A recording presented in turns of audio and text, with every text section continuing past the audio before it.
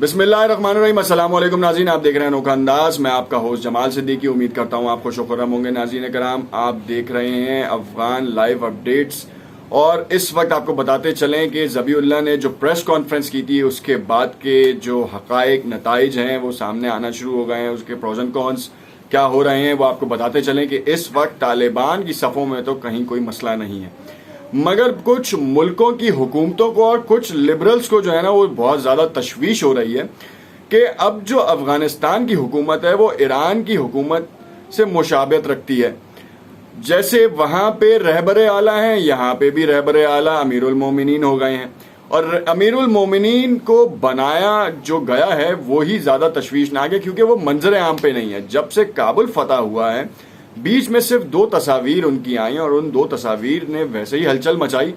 कंधार के ऊपर बाकायदा सिक्योरिटी रीजंस की वजह से उनकी शिफ्टिंग की गई और अभी इस वक्त कहाँ हैं। और ये जो फैसले हुए हैं ज़बीउल्लाह मुजाहिद को जो इतनी डिटेल दी गई है, तमाम लोगों के नाम दिए गए हैं, क्या सिर्फ ये रहबर शूरा के हवाले से दिए गए हैं। जो शूरा का जो प्रपोज प्लान था उसको बाकायदा अटेम्प्ट किसने किया, बैत इन सारे तालिबान की मुल्ला हैबतुल्लाह के ऊपर है। मुल्ला हैबतुल्लाह ने इनसे बैत ली है, तो कहाँ है आखिर? ये ऐसा सवाल है जो इस वक्त तमाम मीडिया चैनल्स पे चल रहा है और इसका जवाब बहुत ही आसान और बहुत ही तहम्मुल मिजाजी से सुनने वाला है कि क्यों आखिर मंजर आम पर नहीं आ रहे और मंजर आम पर कब आएंगे।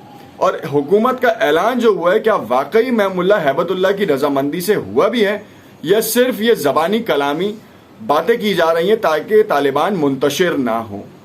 तो इस वीडियो को आखिर तक देखिएगा और जो नए आने वाले नाजरीन हैं उनसे इल्तमास है कि वो हमारा यूट्यूब चैनल ज़रूर सब्सक्राइब करें और शेयर करिएगा, लाइक भी करें। तो पहली चीज़ ये बताता चलूँ कि मुल्ला हैबतुल्लाह ये वो शख्स हैं जो उस्ताद जी के नाम से मशहूर हैं। तमाम तालिबान जो हैं वो उनके हाथ पे बैत कर चुके हैं और इनका जो इंफ्रास्ट्रक्चर है, इन्होंने जो पूरा इंफ्रास्ट्रक्चर बनाया है वो बहुत ही अहम है। क्योंकि यहाँ पहले आपके साथ जो है ना वो एक छोटी सी रिपोर्ट शेयर कर लेते हैं, फिर उसके बाद आगे चलेंगे। मैं आपको यहाँ पे बताता चलूँ कि तालिबान की जो हुकूमत का ऐलान किया गया था उसमें आपको मैंने बताया कि अब्दुल सलाम साहब जो हैं वो नायब वज़ीर आज़म हैं, अब्दुल गनी हैं और मुल्ला मोहम्मद एहसन अखवन जो हैं वो वज़ीर आज़म होंगे। इसी तरीके से मुल्ला याकूब जो के बारे में कहूँ कि मुल्ला उमर के साहबजादे और मिलिट्री ऑपरेशन के सरबराह मुल्ला याकूब मुजाहिद को अबूरी वज़ीर दिफा मुकर्रर किया गया, जबकि इनके नायब मुल्ला मोहम्मद फाजिल अखवंद होंगे। कमांडर कारी फसीउद्दीन अफगानिस्तान के आर्मी चीफ होंगे। सिराजुद्दीन हक्कानी वज़ीर दाखिला और मौलवी नूर जलाल नायब वज़ीर दाखिला होंगे, जबकि मौलवी अमीर खान मुत्तकी को मुल्क का वज़ीर ख़ारजा मुकर्रर किया गया है और इनके नायब शेर मोहम्मद अब्बास अस्तंगज़ई होंगे। अबूरी हुकूमत में मुल्ला हिदायतुल्लाह बदरी को वज़ीर ख़जाना और शेखुल्लाह मुनीर को वज़ीर तालीम मुकर्रर किया गया है।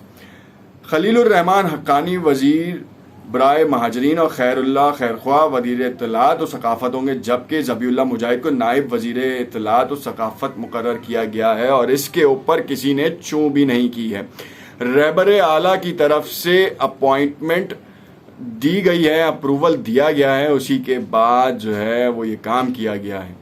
अगर उनकी बगैर ये काम किया जाता तो तालिबान के जो धड़े हैं उनमें कशीदगी पैदा हो जाती। तालिबान को तो सबसे पहले आपको ये बताता चलूँ कि इस वक्त ये जो देर सवेर हो रही थी इसका सबसे बड़ा मसला ये था कि तालिबान को खुद रियलाइज़ नहीं हुआ कि इतनी जल्दी हम अफगानिस्तान के ऊपर हुकूमत कर लेंगे, जो कि ये एक बुनियादी तौर पर ये सही बात भी है, क्योंकि वो तो किसी और पैटर्न पे आए थे कि ये वायलेंस होगा, यहाँ पे अफगान फोर्सेस हमसे क्लैश करेंगी, यूएस जो है वो जाते जाते ड्रोन अटैक्स करेगा।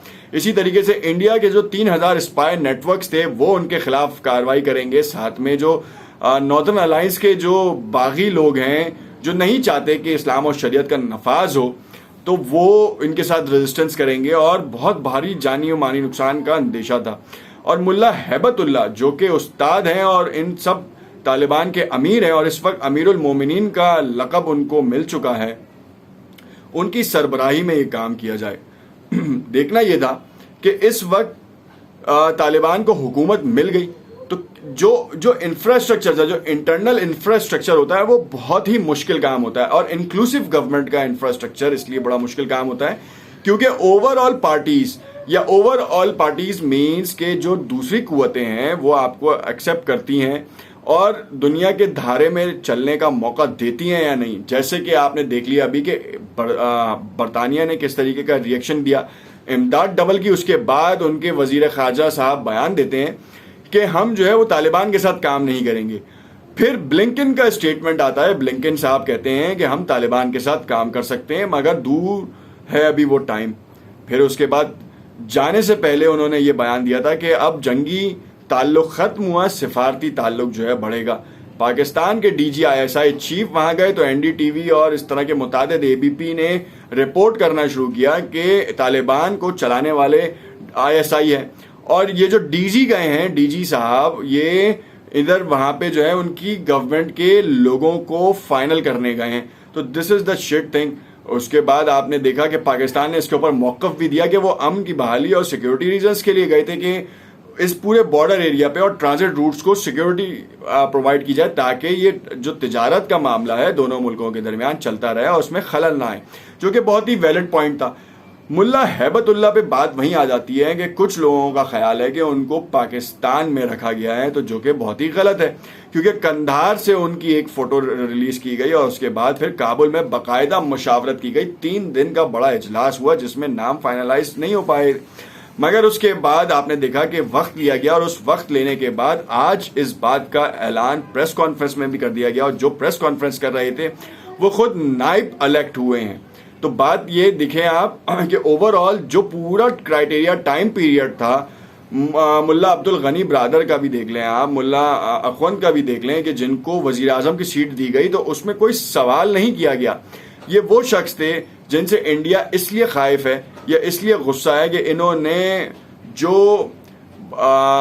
جو مجسمے تھے ان کو گرایا تھا سن 2001 میں, اور جس کے بعد شدید ترین طالبان کے لیے مخالفت کی گئی. اسی لیے انڈیا نے اپنا مضبوط نیٹ ورک بنایا تھا, مگر طالبان کے آنے کے بعد سارا نیست و نابود ہو گیا, بھاگتے پھرے یہاں سے. اور جو بچے کچے رہ گئے وہ جو ہیں وہ اب اپنی تلاش کر رہے ہوں گے نکلنے کی. جو آج بھی جو احتجاج ہوا تھا وہ بھی کہتے ہیں کہ یہ ان کے پیچھے یہ لوگ شامل تھے جنہوں نے ہوا دی, بھڑکایا. مگر ذبیح اللہ مجاہد نے اس بات کو بھی ڈینائی کیا, انہوں نے کہا نہیں ایسی کوئی بات نہیں ہے. وہ انٹرنلی جو ہے لوگوں کا ایک کہہ لیں کہ بیڈ فیس تھا جو کہ وہ نکل کے باہر آ رہا تھا, کیونکہ لوگوں کی ذہن سازی کی جاتی ہے اور ذہن سازی سے ہی یہ کام چلتا ہے. اسی طریقے سے ملا ہیبت اللہ کے بارے میں بھی ذہن سازی کی گئی ہے اور وہ بہت جلد منظر عام پر آئیں گے کیونکہ وہ تمام فیصلے وہی کر رہے ہیں اور اس میں کوئی رکاوٹ نہیں ہے, کوئی ایسی دو رائے نہیں کہ ان کی مشاورت کے بغیر کوئی کام کیا گیا.